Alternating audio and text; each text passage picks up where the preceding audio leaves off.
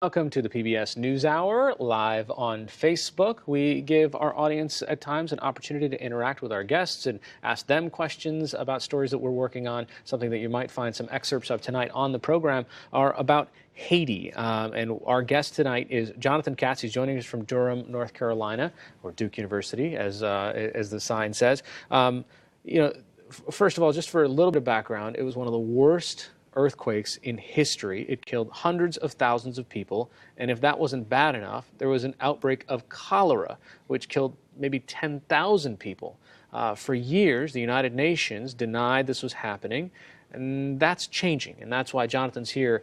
So if you've got questions for Jonathan about his reporting from Haiti, about this specific case, write them now on our Facebook page, and I'll try to get to them in a couple minutes. So, Jonathan, first of all, I tried to summarize it very kind of condense it down a lot, but what happened?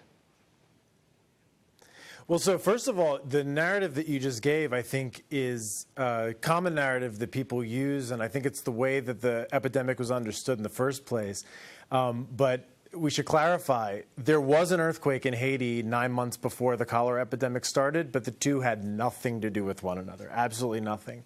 And part of what happened was in October of 2010, when the first reports started coming out of the Haitian countryside in central Haiti, so a different part of the country than the part that the earthquake affected, nobody knew exactly what was happening. We heard that there were people who were dying of something strange. They were getting fevers, they were having diarrhea, they were having severe vomiting, but nobody knew what it was. And it turned out within a couple of days that it was cholera.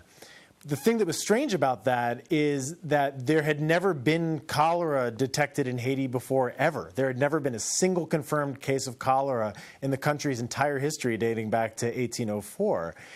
And so it couldn't have had anything to do with the earthquake, because earthquakes don't cause disease epidemics. If they exacerbate things, then they have to be things that already existed. And since there was no cholera in the country up to that point, that couldn't have been the cause. So people were wondering what the cause might have been. And very, very quickly, rumors started circulating around Haiti that it had something to do with the United Nations peacekeeping base that was home to Nepalese soldiers, that was on a river that happened to be right in this spot where people started dying of the disease in those first days. And as we investigated, we realized that there was more and more reason to think that this was the case, and very soon it became a high probability and then a scientific consensus, but the United Nations has been denying it up and down for almost 6 years. So there was a recent report, Special Rapporteur made some suggestions, made some findings. What did it say? So the Special Rapporteur, Philip Alston, who's an outside expert but who's been working with the United Nations for decades now, went and looked into this matter. And what he was specifically interested in was the policy that the United Nations had regarding the epidemic in cholera. Because like I said, and we can go into more about what the specific evidence is as people have questions, but the scientific evidence is all there. The consensus is there that the United Nations soldiers are responsible for causing this epidemic. So what Alston was curious about was what the UN's policy is from a legal standpoint and what its effects are on the organization. And what he found was essentially that because the United Nations as an organization had been stonewalling, had been denying, had basically been denying that the sky was blue as far as the science was concerned, that they were doing immense damage to their own reputation, and they were really threatening the further viability of UN peacekeeping and maybe the United Nations in general as an organization that's respected in the world. And what he was saying was that this is unconscionable, this is indefensible, and this policy absolutely has to change. So what does the UN do now? Well, this is a big question, and this is sort of what... So I've been covering this since the very beginning, right? I was the Associated Press correspondent in Haiti when the cholera epidemic started. And each time there's been more evidence and more evidence and more argument and more argument, and it's always seemed like, well, maybe now's the moment when the UN's going to admit something. Maybe now's the moment when the UN's going to say something.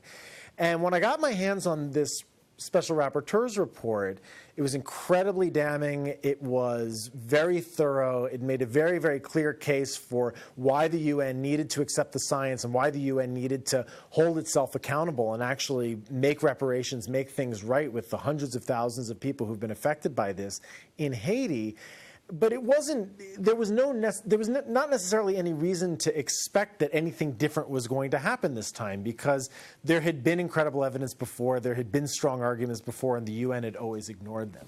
What was amazing this time is that when I went back to Secretary General Ban Ki-moon's office, his press office, and I asked them, are you aware of this report and what do you think about it? They came back to me with this statement in which they said that the UN's policy was going to have to change. And they made a reference to their own involvement in the initial outbreak. Mm-hmm. And that little word, 3 little letters, OWN, that personal pronoun, is incredibly significant. It signifies that for the first time since the first people began dying in the fall of 2010, the United Nations is starting to take its own involvement seriously. It's starting to admit to the outside world that, yeah, it had a lot to do with the reason why cholera broke out in Haiti in the first place.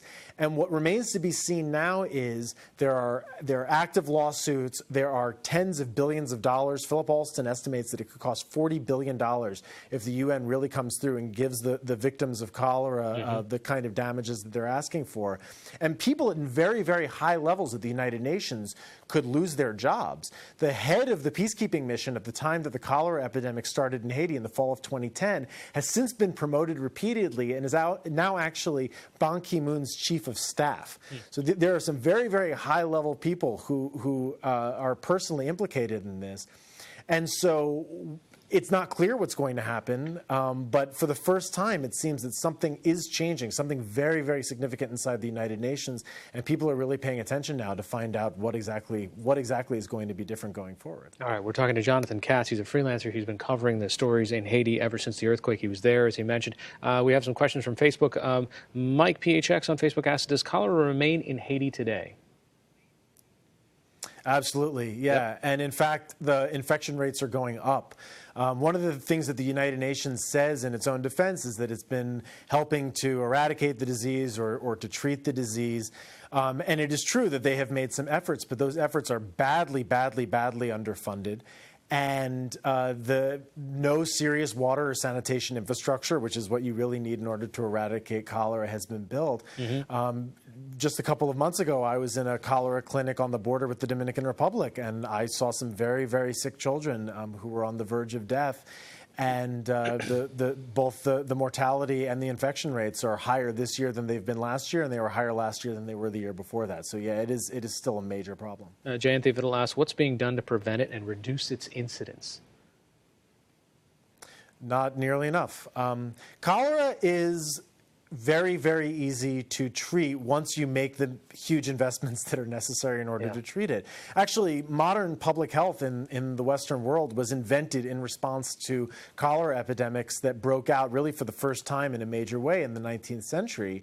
And modern water and sanitation systems were invented specifically to prevent cholera epidemics from occurring. Haiti has no effective water treatment. They have no effective water distribution to their population, and they have no effective sanitation. Yeah. And so all that is necessary, but it's a big all, is the construction of those things, and those things aren't being constructed. So unfortunately, the answer is nothing, really. And finally, Jesus Garcia, at Father of Julia, asks, what took the UN so long to admit involvement? I guess that's one of the big questions. Yeah, that's one of the big questions. So I think the short answer is that nobody likes admitting when they're wrong, especially when admitting that you're wrong can cost you billions of dollars and your job. I think they were hoping that this could go away. There was a perception at the beginning when cholera first broke out, again, 6 years ago, that sanitation's bad in Haiti. Haiti is a country that's had lots of different kinds of diseases in the past. And there was this huge disaster that, of course, we now know had nothing to do with it, but it was this enormous disaster that had gotten the world's attention 9 months before. And I think the UN really felt that it could sort of skate by on these expectations that people had that Haiti was just sort of a dirty, diseased place, and diseases just happen, and they thought they could get away with it. And over the years, as it's become clearer that they're not getting away with it, that scientists and journalists and human rights experts and lawyers were doing committed work to dig up what happened and really make this case, there were people in the United Nations organization itself at very high levels who wanted to hold the organization accountable, but there were two things standing in their way. One was their own Office of Legal Affairs. The lawyers at the UN were saying, heck no, we are not going to admit wrong because we are being dragged into federal court in the United States. If we say anything that acknowledges that we know what really happened here, we could be in big, big trouble. And the other thing, and this is something that hasn't been discussed as much in the last day or so, is the United States. Because the United States of America is the most powerful member of the United Nations. We are the biggest contributor to the United Nations. We contribute a full quarter of the money that goes into the peacekeeping budget. The peacekeeping mission that is in Haiti because it replaced a U.S.-led military force that was there, that had invaded, that had intervened in Haiti in 2004 following a coup d'etat. The United States needs peacekeeping at the UN to be strong because it essentially outsourced tasks that otherwise the U.S. might do itself.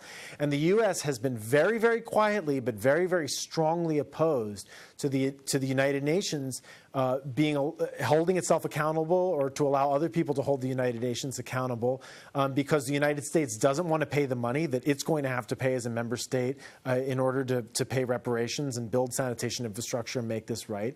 And the United States, the Obama administration and others in the United States government don't want to create a precedent where people on peacekeeping missions who are protected by what are called status of forces agreements can be held responsible, because United States troops are all over the world under status of forces agreements right now. So the U.S. has actually been a huge stumbling block, and I think in some ways as big a question as it is whether the United Nations Secretary General is going to allow his organization to be held accountable is whether President Obama and the White House and the United States government is going to allow the United States to be held responsible insofar as it has the power.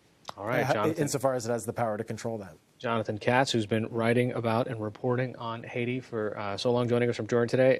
And your book is called The Big Truck That Went By, How the World Came to Save Haiti. And then your Facebook page, it kind of trails off, ...